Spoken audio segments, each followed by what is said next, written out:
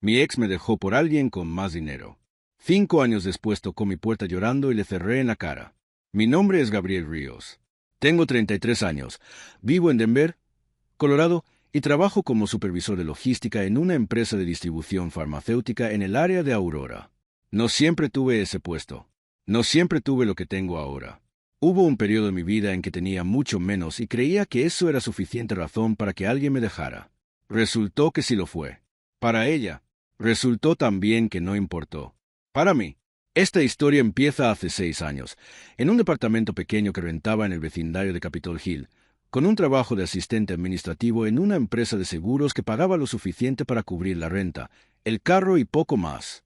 No era una vida mala, era una vida en construcción, que es diferente, aunque no todo el mundo sabe distinguir entre las dos. Su nombre era Renata. 27 años, cabello castaño claro, una manera de moverse por los espacios que hacía que los cuartos parecieran organizados a su alrededor. La conocí en una tarde de sábado en el mercado de productores del barrio de City Park, uno de esos mercados al aire libre donde Denver permite que el verano justifique su existencia. Ella estaba probando quesos en un puesto y yo esperaba detrás de ella. Dijo que el manchego estaba pasado de punto. Yo no sabía distinguir un manchego bien curado de uno pasado de punto, pero le di la razón porque me pareció que sabía de lo que hablaba y porque tenía ganas de seguir hablando con ella. Salimos durante 2 años y 3 meses. Renata trabajaba en recursos humanos para una firma consultora en el centro de Denver. Ganaba más que yo en ese periodo, lo cual no era el problema. El problema, o lo que resultó ser el problema desde su perspectiva, era la trayectoria. Ella iba hacia arriba de manera visible y veloz. Yo iba hacia arriba también, pero de esa manera más lenta y menos espectacular que tienen los crecimientos que son sólidos pero no inmediatos. No hubo una conversación específica donde ella me dijera que mi sueldo no era suficiente. No fue así de directo. Fue más de la manera en que son estas cosas. Comentarios pequeños sobre los restaurantes donde podíamos ir y los que no. Sobre las vacaciones que sus colegas tomaban y las que nosotros podíamos permitirnos. Sobre los planes a futuro que ella describía en un lenguaje que implícitamente requería recursos que yo todavía no tenía. Yo lo escuchaba, lo registraba, e intentaba que el ritmo de lo que construía se acercara al ritmo de lo que ella esperaba. Marcos apareció en su vida a través del trabajo. Era cliente de la firma donde ella trabajaba, dueño parcial de una empresa de tecnología que había tenido una salida exitosa hacía 2 años y que ahora manejaba inversiones personales desde una oficina en el vecindario de Lodo. Tenía 38 años, un departamento propio en un edificio con conserje en el centro, y esa seguridad específica que dan los hombres que llevan tiempo sin tener que preocuparse por los números al final del mes. Los primeros signos de que algo había cambiado llegaron de la manera en que llegan siempre. Sutiles, dispersos, con suficiente distancia entre ellos como para que cada uno pareciera explicable por separado. Renata empezó a mencionar a Marcos en conversaciones que no requerían mencionarlo. Trabajo, sí, pero con un énfasis que excedía lo que justificaba la categoría de colega o cliente. Empezó a llegar más tarde de las reuniones de trabajo. Empezó a tener ese tipo de distancia que no es enojo sino ausencia, como si parte de su atención viviera en otro lugar. Lo noté. Preferí no confrontarlo de inmediato porque quería estar seguro antes de decir algo que no pudiera desdecir. La conversación ocurrió un jueves por la noche en mi departamento de Capitol Hill.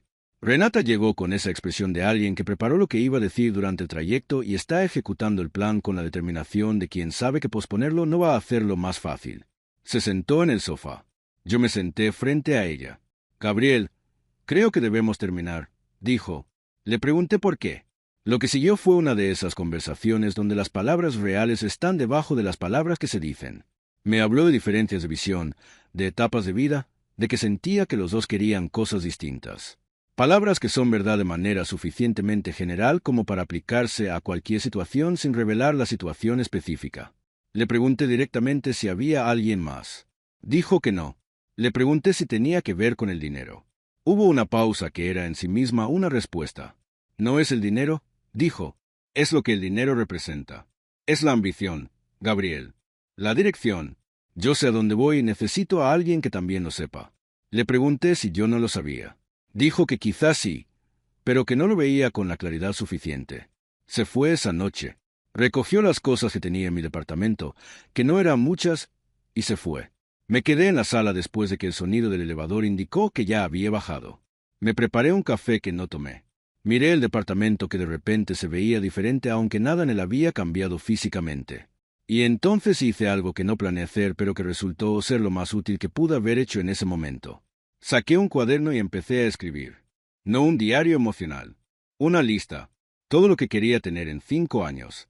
No como venganza ni como demostración de nada, sino porque la conversación con Renata había puesto en el centro una pregunta que yo nunca me había hecho con suficiente precisión. ¿A dónde iba? ¿Con qué claridad? La lista era específica. Un puesto de supervisión o gestión antes de los 30. Una certificación en cadena de suministro que llevaba meses postergando. Un fondo de inversión real. No el ahorro pasivo que tenía, sino algo activo y con estructura. Un departamento propio, no rentado. Guardé la lista en el cajón del escritorio y me fui a dormir. Al día siguiente empecé. No de manera dramática. No con la energía artificial de quien está haciendo algo para demostrarle algo a alguien, sino con la calma específica de quien entendió que tenía trabajo por delante y era mejor empezar cuanto antes. Me inscribí en el programa de certificación en logística y cadena de suministro que ofrecía la Universidad de Colorado en modalidad nocturna. 4 meses, 2 noches a la semana, con un costo que ajusté mi presupuesto eliminando gastos que eran hábitos más que necesidades. En el trabajo empecé a pedir proyectos adicionales. No con desesperación, sino con consistencia. Llegaba antes, me quedaba cuando había algo que resolver. Pedí ser incluido en el equipo de implementación de un nuevo sistema de inventario que nadie más quería porque requería trabajo extra sin pago inmediato adicional. Lo hice porque entendí que la visibilidad interna se construye en los proyectos que otros evitan. La certificación la terminé en 4 meses. 2 semanas después me la ofrecieron como argumento en una revisión salarial que yo había solicitado formalmente con un documento de respaldo que mi jefe me dijo después era el más organizado que había visto de un empleado en ese nivel. El aumento fue del 19%. No lo celebré de manera específica. Lo moví directamente al fondo de inversión que había abierto 2 meses antes con la asesoría de un colega que entendía de esas cosas más que yo. Supe de Renata y Marcos a través de redes sociales, como uno se entere de las cosas de personas que ya no forman parte de su vida directa. Una foto, luego otra, luego el tipo de presencia compartida que en las redes equivale a un anuncio sin texto. Lo vi, lo procesé, y volví a lo que estaba haciendo. No porque no me doliera, sino porque el dolor y el trabajo pueden coexistir y el segundo es más útil que el primero cuando se trata de construir algo. El ascenso a supervisor de logística llegó 16 meses después de que Renata se fue. No fue un regalo ni una coincidencia. Fue el resultado de 16 meses de trabajo documentado, de proyectos completados, de una reputación construida decisión por decisión en el interior de una empresa que había aprendido a verme de manera diferente porque yo me había comportado de manera diferente. El departamento propio lo compré 23 meses después. Un apartamento de 2 habitaciones en el vecindario de West Park, con vista al parque y una cocina que tenía el tipo de espacio que en los departamentos rentados siempre falta. Firmé los papeles un martes por la tarde y esa noche cené solo en la cocina nueva con una pizza que había pedido y una sensación que no era euforia sino algo más tranquilo y más permanente. Durante esos 2 años no salí con nadie de manera seria. Hubo citas, encuentros casuales, personas interesantes que conocí en distintos contextos. Pero no busqué activamente una relación porque entendí que el trabajo que estaba haciendo requería una presencia que no podía dividirse sin perder calidad en alguno de los 2 frentes. Lo que sí hice fue retomar cosas que había dejado ir durante los 2 años con Renata, sin darme cuenta de que las había dejado ir. El senderismo en las montañas al oeste de Denver, que los veranos de Colorado convierten en algo que no tiene equivalente en la mayoría de los lugares del país. Las clases de fotografía que había empezado una vez y abandonado. La costumbre de leer antes de dormir que había reemplazado con series que no recordaba al día siguiente. Esas cosas volvieron. Y con ellas volvió también una versión de mí mismo que el periodo con Renata había ido desplazando gradualmente sin que yo lo notara. El sábado en que Renata tocó la puerta de mi apartamento en West Park era un fin de noviembre, con ese frío seco de Denver que en noviembre ya anuncia lo que viene en diciembre. Habían pasado 5 años y 2 meses desde aquella noche en el departamento de Capitol Hill. Estaba preparando café cuando sonó el intercomunicador. Pregunté quién era. La voz era la de ella, aunque tardé un segundo en reconocerla porque no la esperaba y el cerebro tarda en procesar lo que no anticipa. Dije su nombre como pregunta. Sí, dijo. ¿Puedo subir? Necesito hablar contigo. Hubo varios segundos en que no respondí porque estaba procesando lo que estaba ocurriendo. Necesitaba hacerlo antes de tomar cualquier decisión. Le dije que bajaba yo. La encontré en la entrada del edificio. 5 años habían pasado y la reconocía completamente y al mismo tiempo había algo diferente que no era el tiempo sino algo más específico que tardé un momento en identificar. Era la ausencia de esa seguridad particular que había sido su característica más constante. Renata había sido siempre una mujer que sabía exactamente dónde estaba parada. Lo que vi en la entrada de mi edificio esa mañana de noviembre era una mujer que no estaba parada de manera sólida en ningún lugar.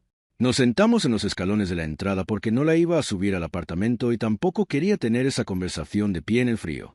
Me contó lo que había pasado en un resumen que tomó 20 minutos y que yo escuché completo sin interrumpir. Marcos y ella habían durado 3 años. El primero había sido lo que ella esperaba que fuera. El segundo había empezado a mostrar cosas que el primero había ocultado. Marcos era un hombre que usaba el dinero de la misma manera en que algunas personas usan el aire acondicionado en verano, para controlar la temperatura del ambiente a su alrededor. Cuando Renata hacía algo que él no aprobaba, el dinero se volvía tema de conversación de maneras que al principio sonaban casuales y con el tiempo dejaron de poder llamarse de otra manera. No hubo violencia. Hubo algo más sutil y más constante que en muchos sentidos es más difícil de nombrar porque no deja marcas visibles. El tipo de control que funciona a través de la dependencia económica construida gradualmente y luego usada como palanca. Renata había dejado su trabajo en la firma consultor en el segundo año de su relación con Marcos porque le había dicho que no era necesario que trabajara, que él podía cubrir todo, que era un desperdicio de su energía. Ella lo había aceptado porque en ese momento sonaba como un lujo y no como lo que resultó ser. Cuando terminaron, 16 meses antes de ese sábado de noviembre, Renata había salido de la relación sin trabajo activo, con un hueco de 2 años en el currículum que los procesos de selección no encontraban atractivo, y con una red profesional que había dejado de mantener durante el tiempo que creyó que no la necesitaba. Los 16 meses posteriores habían sido de reconstrucción lenta y difícil. Trabajo freelance irregular, el regreso al mercado laboral en una posición inferior a la que había tenido, los ajustes financieros de quien pasa de vivir con recursos amplios a vivir con lo que puede generar por cuenta propia. Cuando terminó de contarme todo esto me miró con esa expresión de alguien que sabe que está a punto de pedir algo y no sabe exactamente cómo formularlo. No sé por qué vine aquí, dijo. Supongo que quería hablar con alguien que me conoció antes. Alguien que supiera quién era yo antes de que todo esto pasara. La escuché decir eso. Y luego le respondí con la honestidad que la situación requería y que 5 años antes no habría tenido la claridad suficiente para articular. Renata, te escucho. Y lo que pasaste suena genuinamente difícil. No lo digo con sarcasmo. Lo digo porque entiendo que fue un proceso duro y que los procesos duros merecen ser reconocidos como lo que son. Ella esperó. Pero no puedo ser la persona con quien procesas esto. Continué. No porque te guarde rencor, sino porque lo que teníamos terminó hace 5 años por razones que tú elegiste. Y yo construí mi vida a partir de esas razones. Esta vida que tengo ahora, este departamento, este trabajo, todo lo que soy en este momento, existe en parte porque aquella noche en Capitol Hill me obligué a preguntarme cosas que no me había preguntado. Renata me miraba con una expresión que no pude leer completamente. Lo que necesitas ahora, le dije, son personas que puedan acompañarte en este momento de manera genuina. Tu familia. Amigos cercanos. Quizás un profesional si lo necesitas. Yo no soy ninguna de esas cosas para ti. ¿Y si te digo que me equivoqué? Dijo. ¿Y si te digo que dejarte fue el error más grande que cometí? La miré durante un momento. Te diría que lo entiendo, que probablemente es verdad, y que eso no cambia donde estamos cada uno ahora. ¿No sientes nada al verme así? Siento que estás pasando por algo difícil, le respondí. Eso es lo que siento. No indiferencia, pero tampoco lo que quizás esperas que sienta. Hubo un silencio largo entre los dos en esa entrada del edificio con el frío de noviembre alrededor. Gabriel, dijo finalmente, ¿eres feliz? Sí, le respondí. Lo soy. Ella asintió despacio con esa expresión de alguien que recibe una respuesta que confirma algo que ya sabía pero que necesitaba escuchar dicho en voz alta. Me alegra, dijo, y lo dijo de una manera que sonó verdadera. Nos pusimos de pie. Nos despedimos con esa incomodidad específica de dos personas que no saben exactamente cuál es el gesto correcto para el final de una conversación como esa. Al final un abrazo breve, casi formal, el tipo de contacto que reconoce que hubo algo sin pretender que sigue siendo lo que fue. Renata caminó hacia su carro estacionado en la calle. Yo entré al edificio. En el elevador, subiendo hacia el apartamento donde el café que había preparado seguramente ya estaba frío, pensé en lo que acababa de ocurrir. No con satisfacción de la variedad que se celebra, sino con esa tranquilidad específica de los momentos en que uno actúa exactamente de acuerdo con quien decidió ser. Había escuchado. Había sido honesto. Había puesto un límite sin crueldad pero sin ambigüedad. Y había cerrado una puerta que 5 años antes alguien más había cerrado desde el otro lado. Esa simetría tenía algo de completo en sí misma. Lo que siguió a esa mañana de noviembre fue exactamente la vida que había estado viviendo antes de ella. El trabajo, las montañas los fines de semana, los libros antes de dormir, la fotografía que seguía mejorando de manera lenta pero visible. Y Lucía. La conocí 3 meses después de aquella mañana, en una salida de senderismo organizada por un grupo de aficionados en el área de Denver. Era geóloga.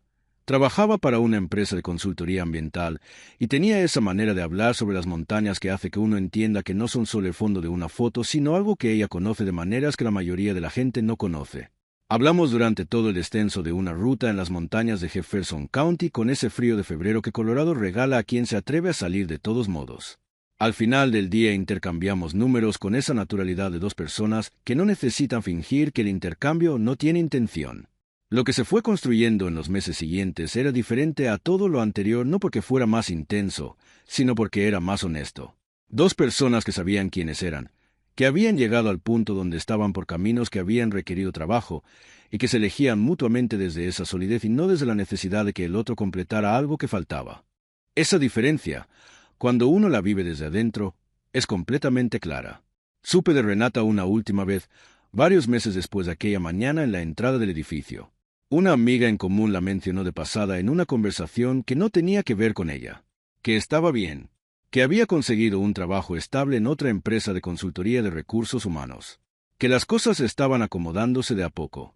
Me alegró escuchar eso, genuinamente, no porque su bienestar fuera responsabilidad mía ni porque necesitara que le fuera bien para sentir que lo mío valía, sino porque el deseo de que a las personas les vaya bien no tiene que ser selectivo para ser real. Incluso cuando esas personas tomaron decisiones que te lastimaron. Incluso cuando el capítulo que compartieron con ellas terminó de maneras que no elegiste. La madurez, descubrí en algún punto de estos 5 años, no es la ausencia de dolor ni la indiferencia ante lo que ocurrió. Es la capacidad de sentir lo que se siente, procesarlo con honestidad y luego seguir construyendo sin que el peso de lo anterior aplaste lo que todavía está por venir. Eso es todo. No es una fórmula. No es un sistema. Es simplemente lo que ocurre cuando uno decide que lo que viene es más importante que lo que ya pasó y actúa de acuerdo con esa decisión todos los días. El apartamento de West Park huele a café los sábados por la mañana. Lucía deja sus botas de senderismo junto a la puerta porque dice que el departamento no merece el barro de las montañas, aunque a mí no me importaría. La vista al parque en invierno, con los árboles sin hojas y el cielo de Denver que en los días despejados tiene ese azul que no tiene equivalente en otras ciudades, es exactamente lo que imaginé cuando firmé los papeles de compra. Nada de esto existiría de la misma manera sin aquella noche en Capitol Hill, sin aquella conversación sobre ambición y dirección y lo que el dinero representa, sin el dolor de los días que siguieron y el trabajo de los meses que vinieron después. Eso no significa que agradezca lo que pasó. Significa que entiendo que lo que siguió fue posible precisamente porque pasó. Y esa distinción, pequeña pero real, marca toda la diferencia.